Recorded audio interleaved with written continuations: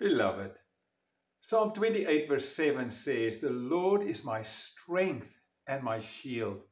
I will trust him." Yes, even things go wrong. "I will trust him with all my heart. He helps me, and my heart is filled with joy.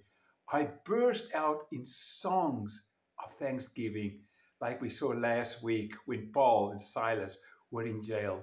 Songs of thanksgiving because God is good. Come, let us pray.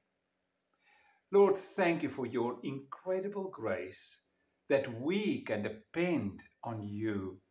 Lord, help us to see how we not only should wait upon you, but we should stand for what is right.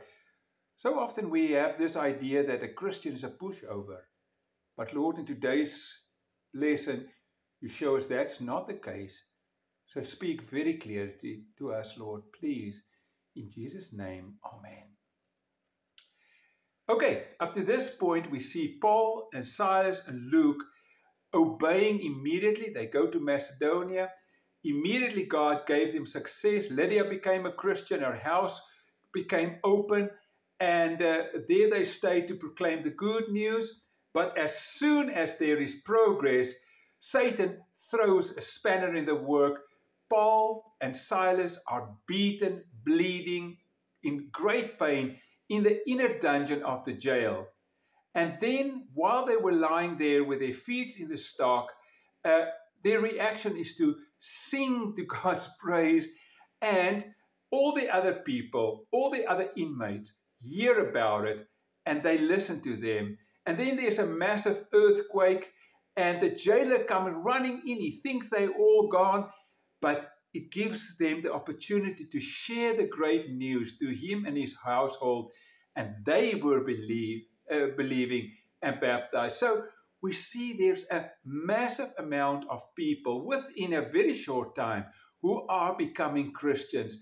God gives us success not in spite of these bad circumstances, but sometimes because the circumstances are bad, God uses that. Satan wanted to get them in jail to shut them up. And just that helps that those people heard the good news.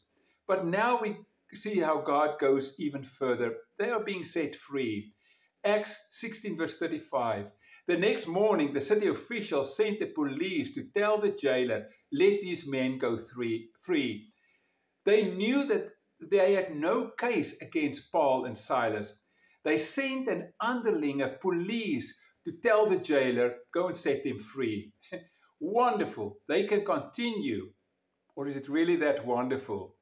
They have been taken captive very publicly, in a very public way. And if they are just letting go in private, the suspicion will always hang over the Christians that there's something wrong in this religion.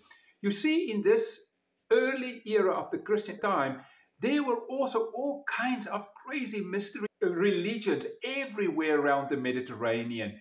And it may have been one of these. It would be to a great disadvantage of the gospel. The jailer, though, he doesn't understand all these ramifications, the implications of all of this. He's just very pleased that they are free. So he said to Paul, "The city officials have said both of you are free to leave. Go in peace." But Paul knows, no, this is not going to happen.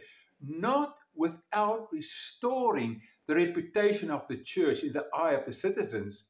Therefore, Paul replied, "They have publicly beaten us without a trial and put us in prison, and we are Roman citizens." This is important. We are Roman citizens. So now they want to leave us secretly? Certainly not. Let them come themselves to release us. Too often I hear that Christians just need to turn the other cheek, to let the world run over them. And I find that often believers and also the world are very, very, very surprised when we stand for what is right. I've done it in my time where I had to stand for what is right, and they would say, "But you're a Christian, why do you do that?" Yes, because I'm a Christian and because I follow the Lord, I have to stand for what is right. At times we have to stand firm for the sake of the gospel. Paul knew that he had the law on his side. You see, to inflict corporal punishment on a Roman citizen was in that time a serious crime. Moreover, since Paul and Silas were not even given a trial, the result was that the magistrates may face a possibility of being removed from office. They could be expelled. And having Philippi's privilege as a Roman colony revoked. I talked with you about 3 weeks ago about the incredible implication of being a Roman colony, and that was bestowed upon this little town. And so that can be revoked. So Paul had reason to demand an apology. He says, and now do they send us away secretly? No, let them come themselves and bring us out. Paul is fully in control of the situation as a Christian. The two judges committed a grave error by not complying with the Roman law. They had Paul and Silas publicly beaten, publicly humiliated. Now they must publicly come and apologize and publicly release them from prison. The reason for that is easy. If they didn't do it, then people will say, but these Christians are a bad sect. We don't want to have anything to do with them. But verse 38 says, when the police reported this, magistrates were alarmed to hear that Paul and Silas were Roman citizens. So they came to the jail and they apologized to them. I love this description. I love to think what happened there. Then they brought them out and begged them to leave the city. They know that they could lose their jobs, they could lose their office that were very important to them. And now just think of it. This high and mighty magistrates, with all their self-importance, all their pomp and ceremony, are coming with their togas swinging in the wind as they walk to the jail, accompanied by officers and curious rubberneckers, people who want to see what in the world is going on then. And publicly, they had to admit their error and offer their apologies. They lead Paul and Silas outside the prison and then they beg them to leave the city. But as Roman citizens, they could not expel them from a Roman city. If they were not convicted of a crime like these two men were not, they couldn't throw them out of the city. So for the interest of the church and its future, Paul and Silas comply, but only after they spent some time with the Christians in the home of Lydia. Verse 40. When Paul and Silas left the prison, they returned to the house of Lydia. There they met with believers and encouraged them once more.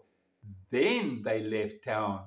Having the law on their side, they do not leave immediately as if they are running away.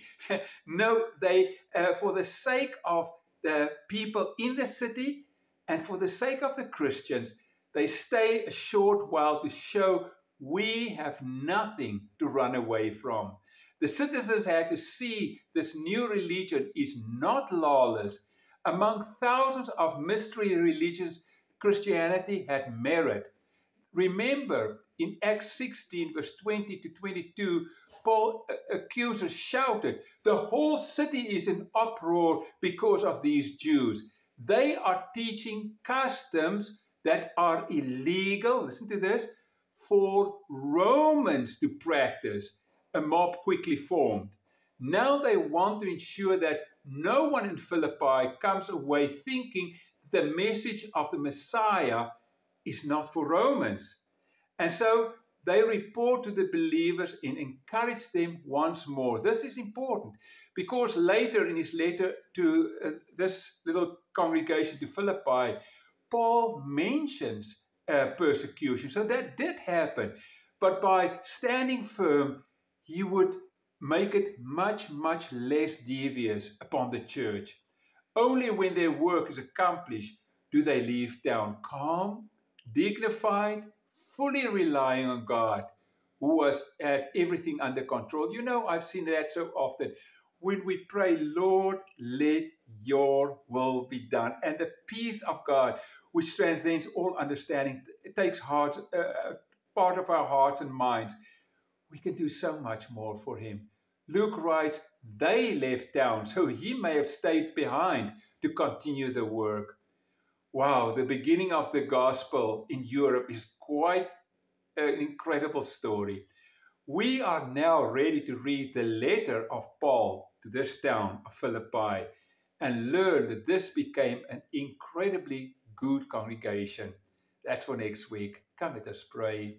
Lord, thank you for this word that while we as Christians stands for what is right, we are not pushovers.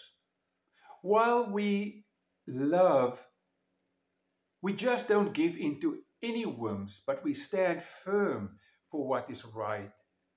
Help us, Lord. Teach us to follow your ways, to let your will be done in our lives. But like Paul and Silas says, no, we will not be pushed over and stand firm. That's what you call us to do. We pray that we will live a witness every day as we also worship you in everything. In Jesus' name, Amen. Again, our benediction comes from the second chapter of Philippians. Greet all of God's people in Christ Jesus. The brothers and sisters who are with me send their greetings. The grace of the Lord Jesus Christ be with your spirit. Amen.